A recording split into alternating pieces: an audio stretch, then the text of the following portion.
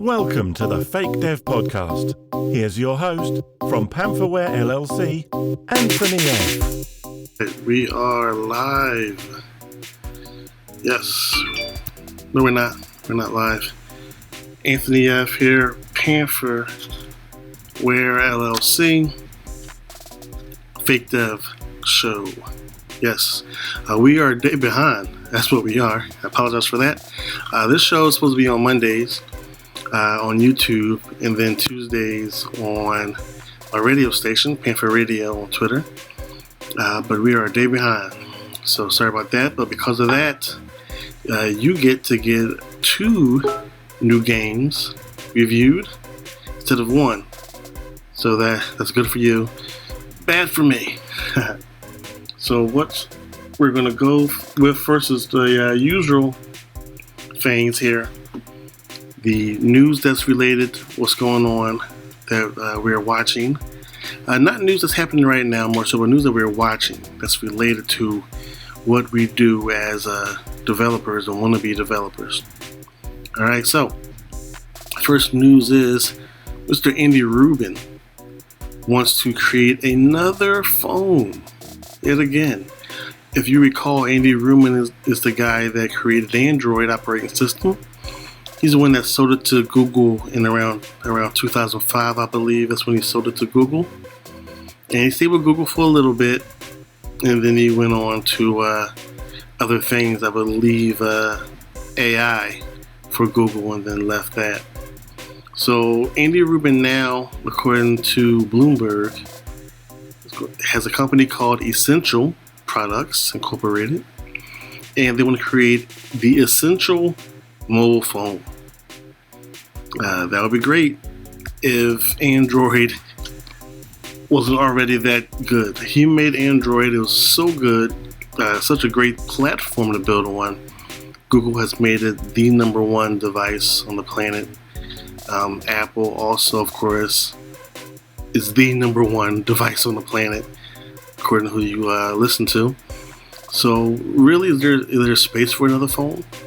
I mean, BlackBerry? Not really. What else is there? The Windows Phone. Oh yeah. No. Not really.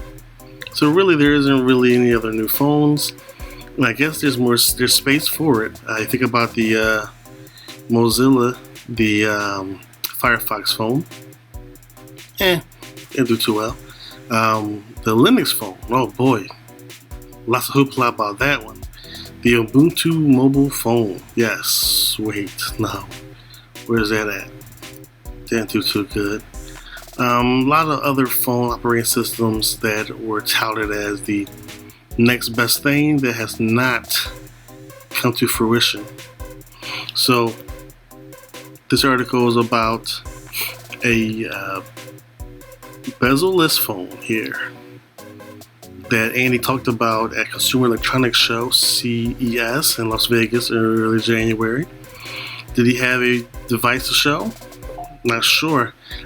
Funny enough, in my Android RSS feeds, I did not hear about this phone.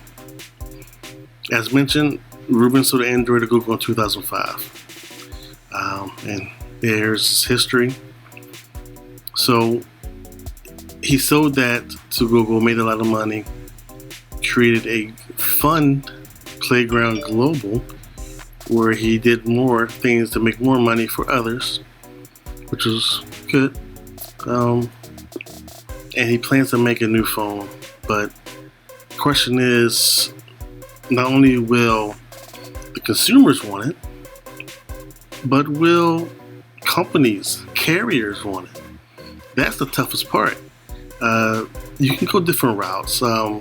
There's a phone in China, I can't pronounce it right now, we go for X, that had tried to do things differently. And they're working, they're selling, but they're not really in the American market. If you want to go to the American market and sell a phone, you really have to have a carrier already in mind. One company that comes to mind that did not do that, that's kind of getting better, is Blue, BLU. They're doing well now. Now their phones you can find in Walmart and in Micro Center. more so Micro Center than Walmart. And that's cool. They're getting there. They're now in the production chain of stores. But that took years for that. So I'm sure Andy wants to speed that process up. And he most certainly did, because apparently he had a deal with SoftBank, the Japanese carrier. And it was for $100 million in funding to get some new hardware up and going. But SoftBank changed their minds because they already have a great relationship with Apple's iPhone. So it's interesting that they changed their mind. They went from $100 million round of funding to help Andy make a iPhone competitor, Android competitor, and then changed their mind. So they just lost that round. And will other companies do the same thing? I mean, if you had a carrier that's going to give you money for hardware and also more than likely support you, that's great. Sadly, it didn't turn out to be as great as they thought it would be. And that might be just a bump, or it might be a death knell for Andy and his company, Essential Products. So we'll keep looking at that to see how Andy does. I'm sure he doesn't give up easily. And we know he has the skills because he made Android. And he also worked on AI for Google. And we know he's trying to create a device, mobile device that uses artificial intelligence as well as being mobile. So that's interesting, and that's the future. So we're looking forward to that.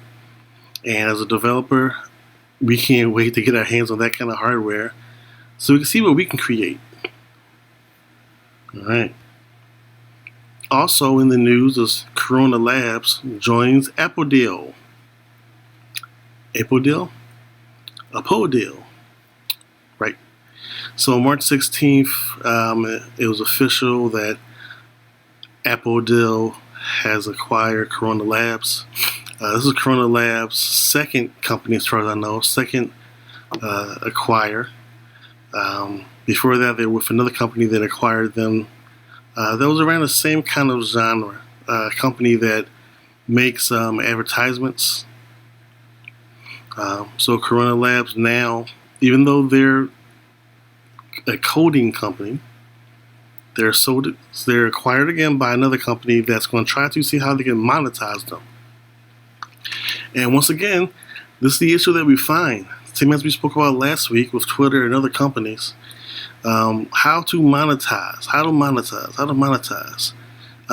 Facebook had that issue. Facebook is doing better now because they have advertisements. They're making money from ads and all in other ways. So they're not having that much trouble, but I'm sure they would like to do a little bit better. Corona Labs has no monetization model, honestly. You can use their software free of charge and make your own gains from it, profit from them, and they're left holding the bag. So, of course, they're trying to figure out how they can help everybody else fulfill their dev dreams and also make some money too. So they were acquired by Apple deal, and we'll see what Apple deal can do. Let's see here. Functional counterpart to Corona, those can simply sign up for Apple deal, integrated with a few lines of code and can connect to multiple demand sources. Right, so it's a mediation company. Again, developers get the convenience of just one easy payment for developers who want even more power and control their own network, so you can tune as you see fit. Right. So that's good. We don't need to use Apple deal. It's not mandatory. And they'll continue to offer and to add support third-party ad networks in the future. The only problem now is that Corona Labs now with each acquire is starting to change slightly. Personality is changing. Like in the latest version of Corona Labs, their software, their engine, now when you make your game and you create and produce it, and is in Apple and Android, when the game comes on, now there's a Corona Lab splash screen that was not there before. They want to remind us and remind you that they exist, and all the cool games are made because of them. Okay. Does Unity do that? At some sort, Unity does have a splash screen like that. Does Unreal Engine do that? I gotta double check. I don't believe they do. But they also have payment modules or models where if you're making a certain amount of money, you have to give it to them. Or for Unreal Engine, if you're making thousands of dollars from games you made with them, you have to give them a percentage.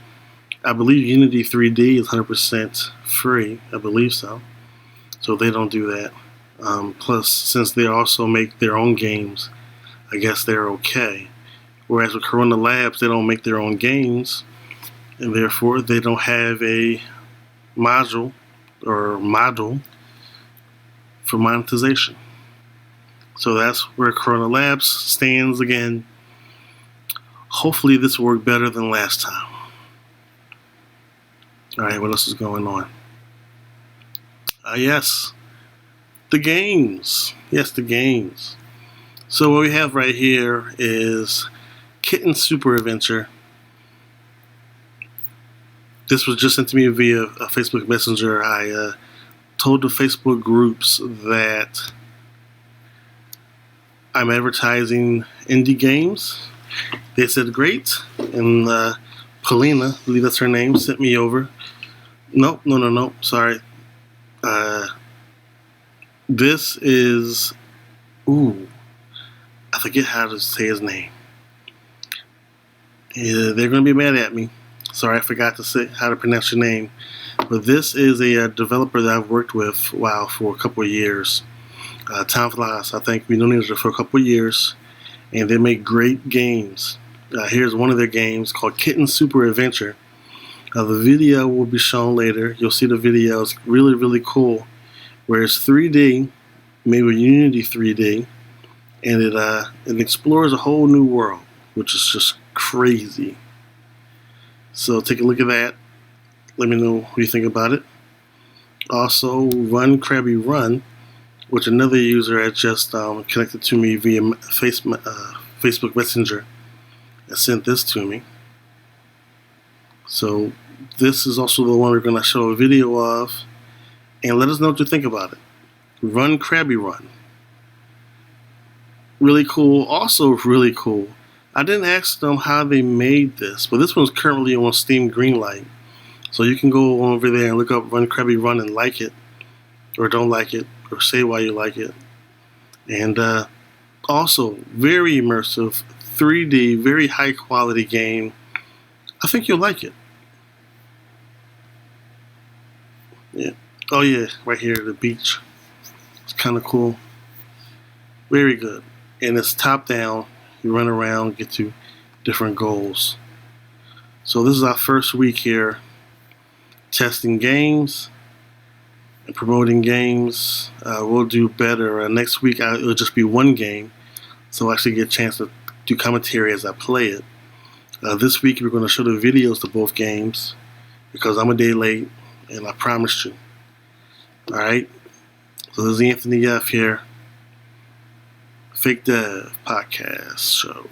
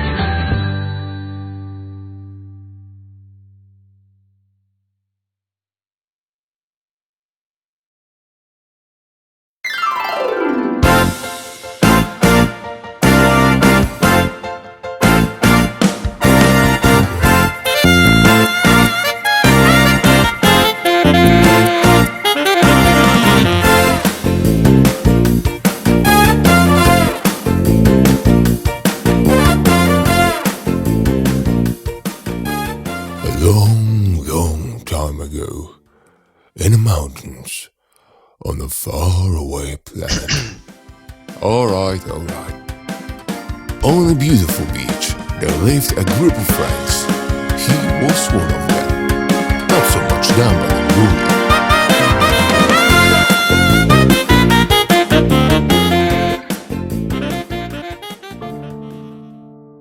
One day something terrible happened.